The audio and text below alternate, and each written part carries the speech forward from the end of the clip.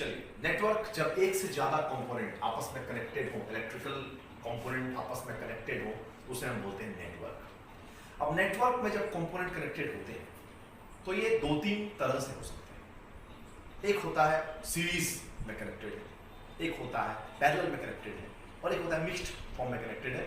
हम समझ नहीं पाते हैं सीरीज है या पैरेलल। इनफैक्ट सीरीज पैरेलल ये सभी कुछ कन्फाइंड वर्ड है जो कि किसी बात को बंधन में डाल देता है। कनेक्शन कभी भी दो कंपोनेंट के बीच तब होती है जब एक से फ्लो होने वाली करंट दूसरे तक जा सके या दोनों के बीच कोई ना कोई इलेक्ट्रिकल रिलेशन हो। तो ये सीरीज या पैरेलल होगा ये जरूरी नहीं है, ये किसी भी तरह का हो सकता है, लेकिन हम लोग इसको डिस्ट्रीब्यूट किए तीन पार्ट में, सीरीज, पैरेलल और मिक्स्ड। तो सबसे पहले हम लोग सीरीज कॉम्बिनेशन की बात करते हैं। सीरीज जो वर्ड है, ये सीरीज जो वर्ड यहां पर दिख रहा है, ये सीरीज का मतलब क्या है? सीरीज वर्ड आया है सीरियल से। सीरियल मतलब एक के बाद एक, जैसे कि कंप्यूटर में भी सीरियल पोर्ट होता है, आप लोग पढ़े यूएसबी, यूनिवर्सल सीरियल बस। ये सीरियल मतलब क्या होता है? जिसमें एक के बाद एक हो। जैसे कि कंप्यूटर की यदि बात की जाए तो दो तरह की पोर्ट है, मान लिया जाए पैरेलल और सीरियल। पैरेलल क्या होता है? जिसमें बहुत सारे टर्मिनल्स होते हैं और एक के साथ एक अलग अलग टर्मिनल्स आपको इंफॉर्मेशन दे रहे हैं एक साथ, और सबको मिला करके आपको जो है इंफॉर्मेशन मिले। फॉर एग्जांपल मान लीजिए 10 बच्चे हैं एंड यदि मैं बोल रहा हूँ सिंपल सी बात की राम आम खाता है, एक बच्चे ने राम बोला, दूसरे ने आम बोला, तीसरे ने खाता बोला, चौथे ने है बोला।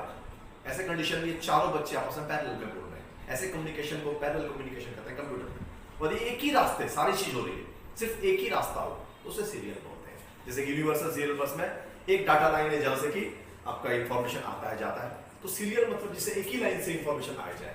तो इस तरह से जो है सो यहाँ पर इलेक्ट्रिकल सर्किट्स में भी सीरियल यानी सीरीज का मतलब होता है एक ही रास्ता हो। फॉर एग्जांपल आप कोई भी कंपोनेंट देखेंगे, चाहे वो एक बल्ब हो, चाहे वो एक ट्यूब हो, चाहे वो एक फैन हो, चाहे वो टेलीविजन सेट हो, चाहे कोई भी चीज हो, उसमें हमेशा दो टर्मिनल होते हैं। मैं यहाँ पर बल्ब को एज एन एग्जाम्पल लेता हूँ, तो बल्ब में कितने टर्मिनल होते हैं? तो दो टर्मिनल होते हैं। और इसमें होता क्या है कि एक टर्मिनल से करंट इंटर करता है और एक से बाहर निकल जाता है, और जितनी करंट इंटर करती है उतनी ही बाहर निकलती है। ऐसा समझ सकते हैं कि एक पाइप है और पाइप में पानी जितना इधर से घुसा उतना पानी इधर से निकल गया। पानी पाइप पहले से ही पानी से भरा हुआ है, ये मान के चलिए। तो इस प्रकार से मैंने पहले समझाया दिया था कि सारे के सारे कंडक्टर जो आपस में भरे हुए हैं चार्ज से, जब भी हम इसमें करंट देंगे तो वो जैसे करंट इसमें इधर से घुसेगा वैसे करंट यहाँ निकलेगा, और जितनी एम्पियर घुसेगी उसी समय उतनी एम्पियर निकल जाएगी। तो चलिए कोई भी बल्ब है या कोई भी और डिवाइस हो, सच एज को रेजिस्टेंस हम मान लें, या फिर यदि हम थोड़ा टेक्निकल में आए तो कैपेसिटर की बात कर सकते हैं, इंडक्टर की बात कर सकते हैं। हम जो भी कंपोनेंट देखें, ये सारे के सारे कंपोनेंट में एक टर्मिनल से करंट अंदर घुसती है और दूसरे टर्मिनल से बाहर निकल जाती है। और ये याद रखिएगा, इस दौरान करंट की अमाउंट बिल्कुल उतनी ही होती है जितनी है। मान लिया जाए कि यहाँ से 10 एम्पियर घुसा, यहाँ से 9 एम्पियर बाहर नहीं निकलेगा। इस बल्ब की रेजिस्टेंस करंट को कभी कम नहीं कर पाएगी। याद रखिएगा, यहाँ से यदि 10 एम्पियर इंटर किया तो यहाँ से 10 एम्पियर ही निकलेगा। और इस प्रकार से जो है सो जितनी करंट इंटर करती है उतनी निकलती है। एक टर्मिनल होती है जहाँ से करंट इंटर करती है और एक टर्मिनल होती है जहाँ से करंट बाहर आती है।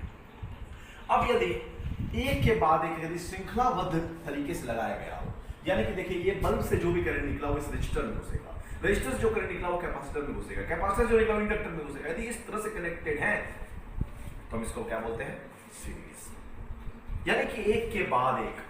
जैसे कि फॉर एग्जांपल यदि आप लोग बात करते हैं किसी स्विच की, तो स्विच जो भी स्विच होता है वो हमेशा सीरीज में ही कनेक्टेड रहता है।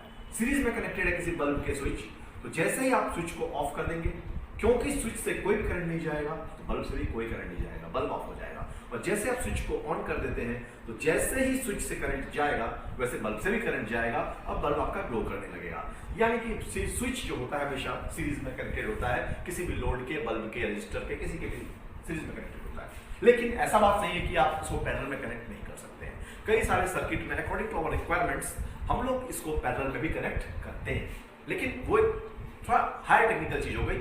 सिंपल यदि आप 1000 स्विचेस देखेंगे तो आप 990 स्विचेस देखेंगे जो कि सीरीज में कनेक्टेड होंगे, और 10 ही ऐसे स्विच मिलेंगे जिसको किसी कारणवश पैरेलल में कनेक्ट किया गया होगा। तो स्विच की कनेक्शन यूजुअली क्या होती है? तो सीरीज में होती है। सीरीज मतलब एक के बाद। चलिए अब हम कई सारे बल्ब लगाते हैं, दिवाली नजदीक आ रहा है, हम लोग जान रहे हैं कि कुछ ही दिन बाद दिवाली आएगा। हम लोग यहाँ पर कुछ ऐसे बल्ब दिवाली में यूज करते हैं, तो सारे जो बल्ब छोटे छोटे बल्ब होते हैं आपस में कनेक्टेड होते हैं सीरीज में। सीरीज मतलब क्या होता है? एक के बाद एक। यदि हम रजिस्टर्स कनेक्ट करें तो हम बोल सकते हैं कि रजिस्टर्स आर इन सीरीज, बहुत सारे रजिस्टर्स हम सीरीज में कनेक्ट कर दिए। हम चाहें तो कैपेसिटर्स कनेक्ट कर सकते हैं, बहुत सारे कैपेसिटर्स यहाँ पर कनेक्टेड हैं आपस में सीरीज में। और हम चाहें तो डिफरेंट कंपोनेंट जैसे मैंने ऊपर बनाया रजिस्टर कैपेसिटर, मैं चाहूँ एक स्विच लगा दूं, ये सभी आपस में सीरीज में कनेक्टेड है। सीरीज की खासियत क्या होती है? तो सीरीज में सबसे बड़ी बात ये होती है कि हमेशा सेम करंट सब में फ्लो होता है। याद रखिएगा ये जो मैं जितने भी डायग्राम बना रहा हूं ये सभी अधूरे डायग्राम है, यानी एक नेटवर्क का एक पार्ट है। और इस नेटवर्क का जो एक पार्ट है इसको यदि जब सप्लाई दिया जाएगा बैटरी या किसी सोर्स से, तब जाकर के ये वर्क करना शुरू करेगा। तो इस प्रकार से जो है सो ये जो भी मैं बना रहा हूँ सभी नेटवर्क का एक पार्ट है और ये सारे कंपोनेंट आपस में सीरीज में है। आगे के कंपोनेंट सीरीज में है या पैरेलल में है, जब ड्रॉ होगा तब पता चलेगा। तो सीरीज का मतलब क्या है? जब किसी भी कंपोनेंट की, क्योंकि हर एक कंपोनेंट इलेक्ट्रिकल कंपोनेंट, चाहे वो बल्ब हो, चाहे वो रजिस्टर हो, चाहे कैपेसिटर हो, चाहे इंडक्टर हो, कुछ भी हो, तो उसके दो टर्मिनल्स होते हैं। एक से करंट मान लो कि इन करता है और दूसरे से जो होता है वो आउट कर जाता है। एक से करंट अंदर जाता है और दूसरे से करंट आउट कर जाता है। और यदि फर्स्ट टर्मिनल की आउटपुट वाली टर्मिनल यदि अगले डिवाइस के इनपुट वाले टर्मिनल से जुड़ी हो और यदि बीच में कोई ब्रांच नहीं हो करंट के निकलने के लिए, तो हम ये बोल सकते हैं कि दोनों कंपोनेंट आपस में सीरीज में। फॉर एग्जांपल मैं एक सर्किट बना रहा हूं जिसमें कि आप देख सकते हैं कि ये जो डिवाइस है ये 3 रजिस्टर्स मैंने यहाँ पर कनेक्ट करके रखा हुआ है। तो ये रजिस्टर्स की ये मान लो इनपुट टर्मिनल में आई से दिखा रहा हूँ, आउटपुट को मैं ओ से दिखा रहा हूँ। तो इसकी जो इनपुट टर्मिनल है उससे करंट एंटर किया, इसके आउटपुट टर्मिनल में 2 अलग अलग रजिस्टर्स के इनपुट टर्मिनल्स कनेक्टेड है। तो ऐसे कंडीशन में हम ये नहीं बोल सकते हैं कि ये सीरीज में नहीं, हम ये भी नहीं बोल सकते कि ये सीरीज में है। हम ये बोल सकते हैं कि ये जो रजिस्टर है ये इन दोनों के कॉम्बिनेशन के सीरीज में है। याद रखिएगा यदि एक ही ब्रांच हो, सिर्फ एक ही लाइन हो जाने के लिए, और जैसे कि मान लीजिए इस बल्ब की इनपुट टर्मिनल है और ये आउटपुट टर्मिनल है और अगले की इनपुट टर्मिनल है, फिर इसके यदि फर्स्ट बल्ब की आउटपुट टर्मिनल सेकंड बल्ब के इनपुट टर्मिनल से जुड़ी हुई रहे तो क्या बोल सकते हैं? और बीच में कोई ब्रांच नहीं हो तो हम बोल सकते हैं कि दोनों बल्ब प्योर सीरीज में है। ठीक है, प्योर सीरीज में होने के कुछ और भी डायग्राम बना सकते हैं, मैं शॉर्ट में बना रहा हूं। ये देखिए ये रजिस्टर्स हैं जो कि आपस में सीरीज में कनेक्टेड है। ठीक है, यहां पर ये याद रखिएगा कि हम किसी भी डिवाइस को कनेक्शन को सीरीज या पैरेलल तभी जज कर सकते हैं जो हमें करंट की रास्ता पता हो। जैसे फॉर एग्जांपल यहां से करंट एंटर किया और यहां से करंट निकला, ये मुझे पता होना चाहिए, तभी हम बोल पाएंगे कि ये सारे डिवाइस आपस में सीरीज में कनेक्टेड है। नहीं तो फिर यदि करंट का डायरेक्शन में नहीं पता हो या करंट घुसने और निकलने की जगह नहीं पता हो तो फिर हम परफेक्टली जज नहीं कर पाएंगे कि सीरीज में है या पैरेलल में है। तो चलिए हमने सीरीज करंट जहां देखिए ये रजिस्टर, इसमें मान लो कि ये इनपुट टर्मिनल यहां से करंट घुस रहा है और ये इसकी निकली, और जो निकली वो अगले की इनपुट हुई, फिर उसकी जो आउटपुट निकली वो अगले की इनपुट हुई, फिर उसकी जो आउटपुट हुई वो अगले की इनपुट हुई, और ऐसे करके जो है सो ये फाइनल इनिशियल इनपुट जो है सो इनपुट बना और फाइनल जो है सो आउटपुट वो आउटपुट बना। ये सीरीज का रूल है। सीरीज में हमेशा क्या होता है? करंट सेम होता है। इसके बारे में बाद में डिस्कस करते हैं। फॉर एग्जांपल आप अपने स्कूल के बारे में सोचिए, यदि मान लो कि आपका स्कूल बीच क्लास में एडमिशन नहीं लेता है, यानी कोई ब्रांच नहीं है उसमें, जो बच्चा क्लास 1 में एडमिशन लेगा उसी को क्लास 10 तक पढ़ाएगा, ऐसा यदि सिचुएशन आपके स्कूल में हो तो आपका स्कूल का सारा क्लास आपस में सीरीज में हो जाएगा।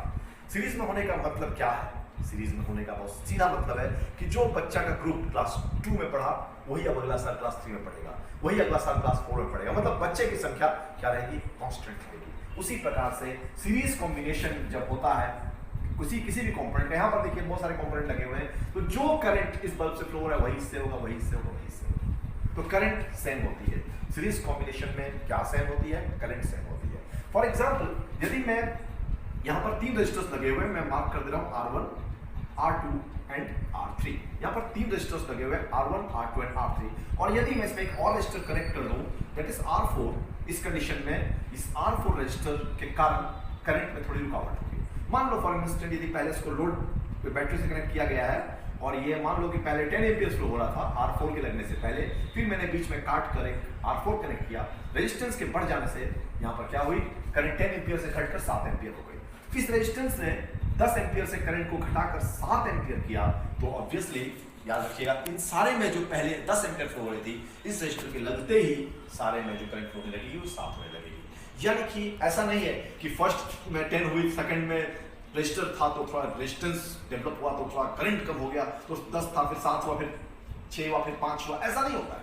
यदि यदि इसने करंट को 5 किया, 5 करंट को अलाउ किया, तो बाकी सब में भी 5 ही फ्लो होगा। और सोच के देखिए, यदि तार कट जाए और करंट ना फ्लो होने लगे तो सारे से करंट स्टॉप हो जाएंगे। सीरीज को यदि आपको समझना है तो आप इस ढंग से समझ सकते हैं। आप पानी से करंट को समझ सकते हैं, मैंने फर्स्ट क्लास में बताया था। यदि मान लो कि एक वाटर का टैंक है, एक वाटर टैंक है, और उसमें मान लो कि एक कोई बल्ब लगी हुई, गेट बल्ब आजकल मार्केट में अवेलेबल होती है, बॉल बल्ब अवेलेबल होती है, जिसको हम लोग पाइप के रास्ते लगा सकते हैं और उस पाइप से हम जाने वाले पानी को बंद कर सकते हैं।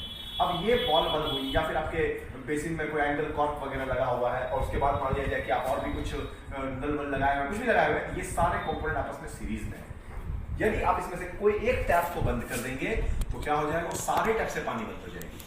और यदि आप एक टैप को ज्यादा खोलेंगे तो फिर सारे ही टैप से पानी ज्यादा आने लगेगी। कहने का मतलब यह है कि जो भी इसमें लगा हुआ कंपोनेंट्स है, चाहे वो एंगल कॉर्क हो, चाहे वो गेट बल्ब हो, चाहे वो आपका टैप हो, जहां भी हो, सबसे पानी हमेशा इक्वल जाएगी, क्योंकि ये आपस में सीरीज में कनेक्टेड है। तो सीरीज में क्या होता है कि करंट बिल्कुल इक्वल होती है सारे कंपोनेंट्स में। ये हमने समझ लिया, ठीक है। इसीलिए हम लोग एक डिवाइस है एमीटर, ठीक है, एमीटर, या उसको हम बोल सकते हैं एम्पियर मीटर, ठीक है, AMMETER, एमीटर या एम्पियर मीटर, आपको जो बोलना है आप बोल सकते हैं। एमीटर करंट को मेजर करता है, तो एमीटर क्योंकि करंट को मेजर करता है, इसलिए हमेशा एमीटर सीरीज में कनेक्टेड होता है। यदि मान लो ये चारों बल्ब का जो सीरीज कॉम्बिनेशन है, ये कितना करंट ले रहा है, हमें चाहिए जानना है, तो हम क्या करेंगे, इस रास्ते में ये जो तार मेरा आया था, इसको काटेंगे और बीच में लगा देंगे एक एम्पियर मीटर। जैसे हम बीच में एम्पियर मीटर लगा देंगे, ये एम्पियर मीटर भी सबके सीरीज में हो गया। मैं क्लियरली बता दूं, ये एम्पियर मीटर आप यहां भी लगा सकते हैं, यहां काट के भी लगा सकते हैं, यहां भी लगा सकते हैं, यहां भी लगा सकते हैं, और लास्ट में भी लगा सकते हैं। आप कहीं भी एम्पियर मीटर लगाएं, ampere metre will read the same value, क्योंकि सीरीज में हर जगह करंट बिल्कुल सेम होता है। और एम्पियर मीटर से हम लोग हमेशा कनेक्ट करते हैं सीरीज में, ताकि जो भी करंट फ्लो हो वो हर में इक्वल करंट फ्लो हो। सीरीज में होने से करंट इक्वल फ्लो होता है। सॉरी, मैं थोड़ा दूसरा चीज बोल गया, क्योंकि सीरीज में करंट इक्वल फ्लो होता है, तो जो भी करंट फ्लो हो रहा है इस सर्किट में, वो एम्पियर मीटर के थ्रू फ्लो होगा और एम्पियर मीटर उसको मेजर कर पाएगा। अब जो है सो एम्पियर मीटर जब मैं बात उठा ही दिया हूं, तो जान लीजिए इसकी रेजिस्टेंस बहुत ही कम होनी चाहिए। इसकी रेजिस्टेंस कम क्यों होनी चाहिए? इसकी रेजिस्टेंस इसलिए कम होनी चाहिए ताकि एम्पियर मीटर के फिट करने से पहले, मान लिया जाए 10 एम्पियर करंट फ्लो हो रहा था इस लाइन में, तो एम्पियर मीटर कनेक्ट करने के बाद भी ये लगभग 10 एम्पियर का ही करंट फ्लो हो। ऐसा ना हो जाए कि एम्पियर मीटर की रेजिस्टेंस इतनी ज्यादा है कि करंट को घटा के 5 एम्पियर कर दिया।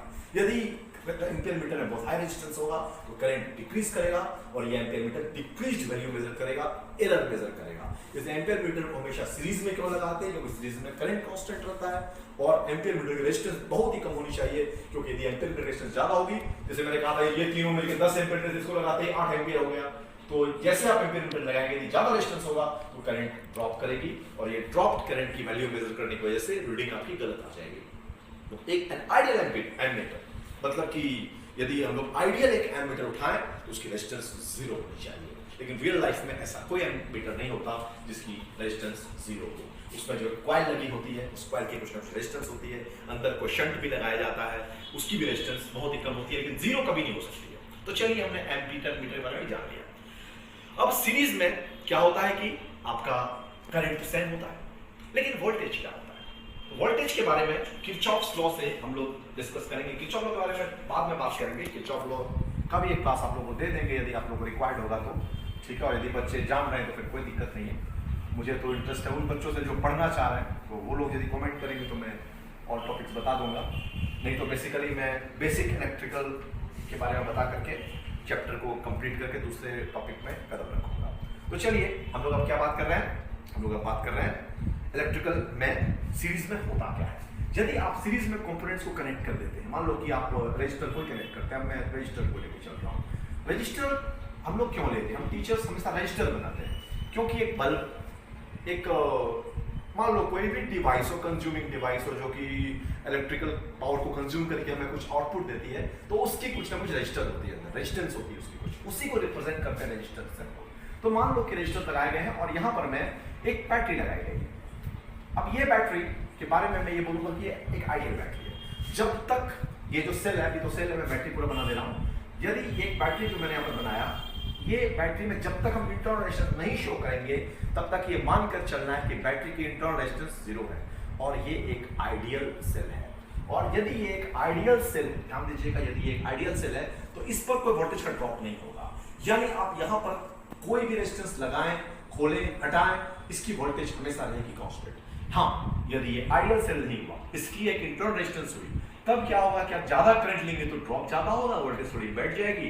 मान लो 10 वोल्ट की बैटरी, आप रेजिस्टेंस को कम करके ज्यादा करंट लेंगे तो जो है सो इसकी वोल्टेज थोड़ी ड्रॉप कर जाएगी, 9 वोल्ट हो जाएगी, और कम करंट लेंगे तो 10 वोल्ट होगी। करंट नहीं लेंगे तो ईएमएफ के बराबर होगी। ये पिछले क्लास में मैंने पढ़ा दिया है। अभी फिलहाल जो मैं सेल की बात कर रहा हूँ या जो बैटरी की बात कर रहा हूँ, ये आइडियल है, और आइडियल सेल या बैटरी की गुण क्या होती है, इसकी इंटरनल रेजिस्टेंस होती है 0, यानी कि इस पर हम रेजिस्टेंस कुछ भी लगाएं, यहाँ पर वोल्टेज हमेशा रहेगी फिक्स्ड। तो चलिए, इसकी वोल्टेज है फिक्स, ठीक है, V वोल्टेज मान लिया गया है, और इस पर V1, इस पर V2 और इस पर V3 तीन वोल्टेजेस डेवलप हुए हैं, ठीक है। तो ये याद रखिएगा कि V वोल्टेज जो सोर्स की वोल्टेज है, that must be equal to V1 plus V2 plus V3।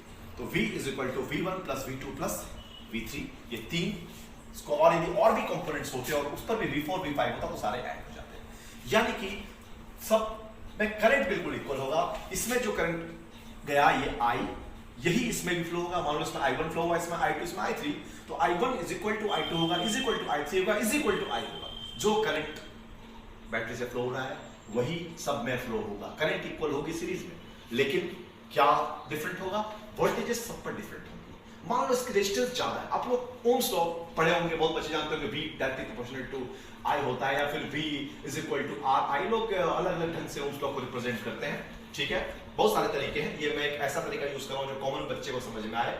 ये बहुत सही तरीका मैं नहीं बोलूंगा, ठीक है, लेकिन फिर भी ये आप बच्चों के लिए ठीक है। तो यदि V directly proportional to I या V RI, तो भी ये बोल सकते हैं कि क्योंकि सब में करंट कांस्टेंट है, तो जितनी ज्यादा रेजिस्टेंस होगी उतना ज्यादा वोल्टेज होगा। तो मान लो ये इसकी रेजिस्टेंस मान लो 2 ओम है, इसकी 4 ओम है, इसकी 3 ओम है, तो 4 ओम क्योंकि सबसे बड़ा वैल्यू है, इस पर सबसे ज्यादा वोल्टेज होगा, सेकंड इस पर होगा, थर्ड इस पर होगा। इसको हम कुछ इस ढंग से सोच सकते हैं कि यदि हम इस पूरे के पूरे रजिस्टर को हम इफेक्टिव मान लें। इफेक्टिव रेजिस्टेंस क्या होता है? इफेक्टिव रेजिस्टेंस वो होता है, जैसे मान लो कि एक आदमी जो है सो कहीं पर गया हुआ है, होटल में गया है और भरपेट खाना उसको खाने के लिए उसने पेमेंट दी है, वहां नियम है कितना रुपए तो भरपेट खाना खाओ। अब वो कहता है कि मेरा दोस्त को भी इसी में खिला दो, क्योंकि तुम तो भरपेट खिला रहे। होटल वाले मना कर दिए, नहीं भाई 2 आदमी को तुम खिलाएंगे नहीं। तो अकेले ही 5 आदमी का खाना खा गया। अगर हम अकेले 5 आदमी खाना खाएंगे, मेरे दोस्त को भी नहीं खिलाओगे फ्री में, तो ये सुनते ही होटल वाला डर गया और दे दिया। क्यों? ये कहानी क्या समझाता है?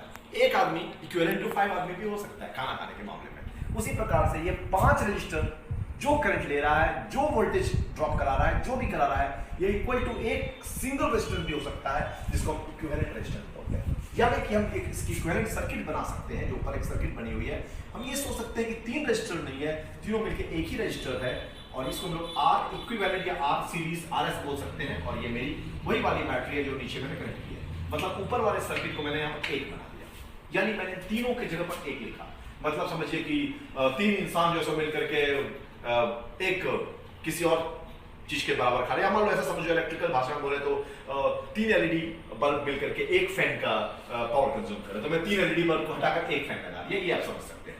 इस तरह से जो है सो हम लोग ये बोल सकते हैं कि दिस इक्विवेलेंट।